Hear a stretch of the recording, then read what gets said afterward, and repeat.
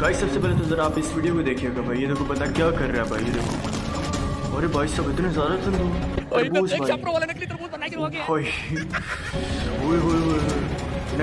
बना रहे हैं भाई, ये देखो। मैंने चौधरी साहब भाई सब पूरी फसल उगाई है भाई इन्होंने शुरू कर दिया। तू तब तक जा इनको मंडी पे बेच के आ। भाई अच्छा ठीक है, साहब हाँ जल्दी जा। जल्दी जा। और भाई सब स्कैम कर रहे हैं, बिल्कुल स्कैमर है।